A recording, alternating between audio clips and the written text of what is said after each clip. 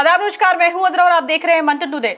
इस समय आपको बता दें कि बिहार राजस्व विभाग के जो मंत्री है डॉक्टर दिलीप जायसवाल काफी एक्शन मोड में हैं।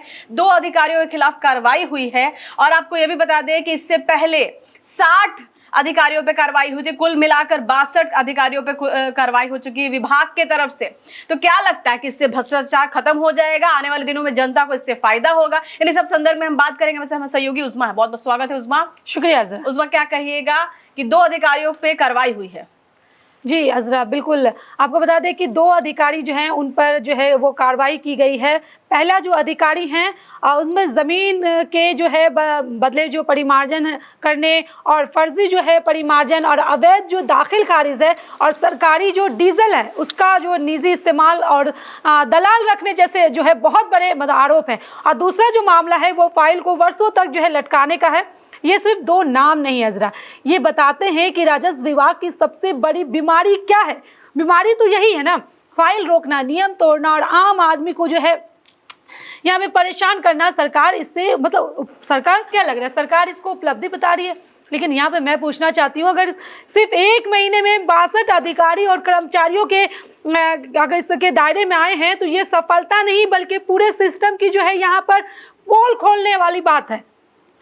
इतने बड़े पैमाने पर भ्रष्टाचार आखिर वर्षों तक कैसे चल रहा था? आखिर विभाग जो है ईमानदारी से काम क्यों नहीं कर रहा था? तो इतने बड़े अधिकारी एक साथ भ्रष्ट कैसे निकल गए, ये सवाल बनता है ना यहाँ पर। इसका मतलब तो यहाँ पे साफ है कि राजस्व विभाग में जो है भ्रष्टाचार जो है कोई आपदा नहीं है, बल्कि जो पूरा जो यहाँ पे जो है पूरा एक सिस्टम बना हुआ, पूरा एक नेटवर्क यहाँ पे बना हुआ है कि कैसे काम करना है, किस तरह से जो है ये भ्रष्टाचार को जो है बढ़ावा देना है। अच्छा, क्या कहिएगा आनंद कुमार मंडल और राखी कुमारी के ऊपर जो इतना गंभीर आरोप लगाया गया, इस पे आप क्या कहिएगा? जी बिल्कुल, जो राजस्व विभाग के जो मंत्री हैं दिलीप जायसवाल ने खुद विभागीय आरोप पत्र को इस बात को लेकर मंजूरी दी है।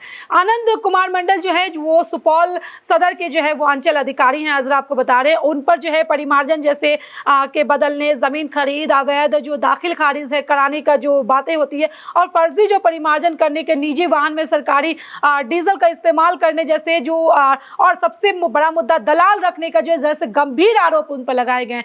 और सवाल यहाँ पे ये है कि अगर इतने गंभीर आरोप यहाँ पे सही है तो ये खेल महीनों या सालों तक चलता कैसे रहा, ये सबसे बड़ा सवाल है।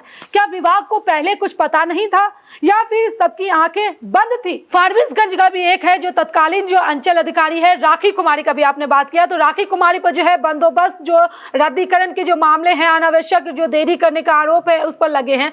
मंत्री ने उनके खिलाफ भी विभागीय जो है वो कार्रवाई को अनुशंसा में की है। लेकिन सवाल यहाँ पे ये भी है कि जब जनता सालों तक फाइलें लेकर के जो है दफ्तर के चक्कर लगाती रहती थी तब विभाग क्या कर रहा था? कार्रवाई तब हुई जब मामला सामने आया? नहीं। क्या यही जो जीरो टॉलरेंस जो सरकार कह रही है, यही जीरो टॉलरेंस की सरकार की तरफ से नीति है? क्या ये सरकार यही कार्रवाई कर रही है? लेकिन सवाल ये है कि जीरो टॉलरेंस अभी क्यों सरकार को याद आ रही है?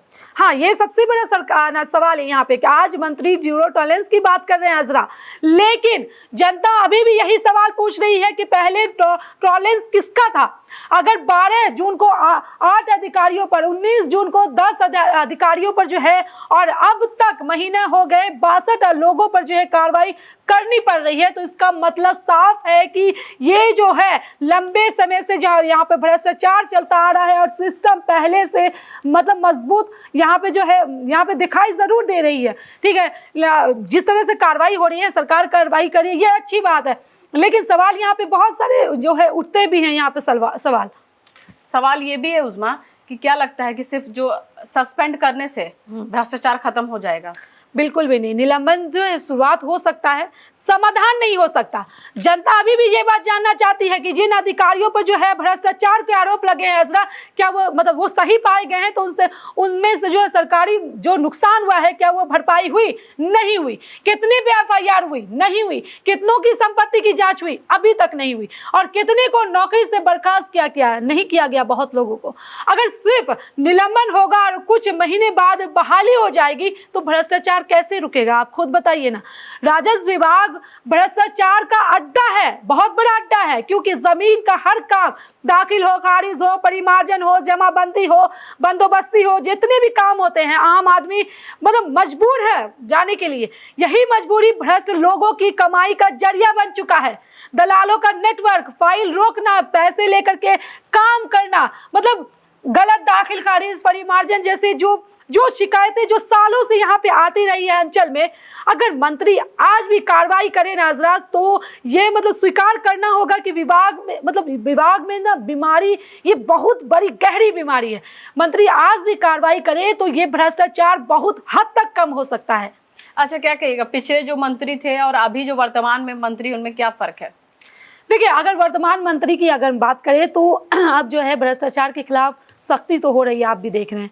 तो इसका मतलब ये भी है कि निकलता है यहाँ पर हजरा कि पहले विभाग में जो निगरानी थी वो कमज़ोर थी। जनता यहाँ पे आप जानना चाह रही है कि पिछले मंत्री के समय जो मतलब कितने अधिकारियों पर ऐसी कार्रवाई हुई, तो मुझे नहीं लग रहा हुई है, और कितने भ्रष्ट लोगों को जो है जेल भेजा गया, नहीं लग रहा ऐसा। अगर अब तक कार्रवाई नहीं हुई है तो ये क्यों नहीं हुई, ये भी सवाल है। अगर हुई है तो भ्रष्टाचार बढ़ क्यों रहा है यहाँ पे, ये भी सवाल है। अगर दोनों सरकार और दोनों मंत्रियों की काम की अगर हम यहाँ पर तुलना करते हैं अजरा, तो असली परीक्षा जो है यहाँ पे प्रेस कॉन्फ्रेंस करने से नहीं आता है, बल्कि मतलब जनता को बिना रिश्वत जमीन का काम कराने में। और अगर आज भी आम आदमी जो है जो दाखिल खारिज, परिमार्जन जैसे भी हमने बात की है, उसके लिए परेशान क्यों है। सवाल यहाँ पे ये भी तो बन रहा है ना, जीरो टॉलरेंस की भी नीति की आपने बात की, तो मतलब भाषण बनकर रह गया है ये सारे चीजें। जनता को नतीजा यहाँ पे चाहिए, जनता को नारा थोड़ी ना चाहिए। आज सरकार 62 अधिकारियों पर कार्रवाई का ढोल पीट रही है, ढंढोरा पीट रही है, लेकिन सवाल यहाँ पे जनता पूछ रही है कि जो 62 अधिकारी हैं जो पकड़े गए हैं, उन्हें मतलब पनपने किसने दिया था, उनको आगे बढ़ने किसने दिया था। आनंद कुमार मंडल हो, इतने गंभीर उन पर आरोप चल रहे थे, राखी कुमारी का आपने जिक्र किया, उसमें मामले में कार्रवाई मतलब इतनी देर से क्यों हुई, ये तो पहले से चल रहा था। पहले के मंत्री क्या कर रहे थे, और अगर आज का मंत्री वाकई में ईमानदारी का कार्रवाई अगर कर रहे हैं दिलीप जायसवाल, तो सिर्फ मतलब निलंबन नहीं, इसमें दोषियों को जेल भेजना, उनकी संपत्ति की जांच होनी चाहिए। जनता का जो पैसा है जो वसूला गया है उसको वापस करना चाहिए, तब जाके हो सकता है भ्रष्टाचार खत्म हो या थोड़ा सा इसमें नरमी भी आ जाए। लेकिन जब राजस्व विभाग में आम आदमी का काम बिना पैसे लिए तो होता नहीं रहा, बिना दलाल के तो हो नहीं रहा, तो जब ये सब चीजें नहीं हो रही है तो आप कैसे मतलब जीरो टॉलरेंस की नीति की बात कर रहे हैं, आप कैसे कह रहे हैं कि भ्रष्टाचार यहाँ पे कम हो रहा है। कुछ भी तो कम नहीं हो रहा। पिछले के मुकाबले अगर अभी के मंत्री पे आप जिक्र करें तो अभी के मंत्री वाकई में थोड़ा सा मतलब काम कर रहे हैं, लेकिन जो चीजें अब हो रही है वो तो पहले से पनप रही थी। तो पहले वाली मंत्री भी फेल रही, लेकिन अभी की मंत्री जो थोड़ी बहुत भी कर रही है, लेकिन अभी भी बहुत बड़ा नेटवर्क है हजरा, बहुत कनेक्शन जुड़ी हुई हैं। सरकार को इस पर ध्यान देना चाहिए, इसकी जांच करनी चाहिए, कहाँ से कनेक्शन कहाँ तक जुड़ रहा है, उन तमाम लोगों को जो है पकड़ना चाहिए, तब जाके हो सकता है कि भ्रष्टाचार थोड़ी सी कम। चलिए, बहुत बहुत शुक्रिया। तो ऐसी तमाम खबरों को देखने के लिए देखते रहिए मंथन टुडे। अगर आपने हमारे चैनल को सब्सक्राइब नहीं किया है तो अभी करें, लाइक करें, शेयर करें, फॉलो करें, और ऐसी निष्पक्ष पत्रकारिता देखना देखते रहे मंथन टुडे। शुक्रिया।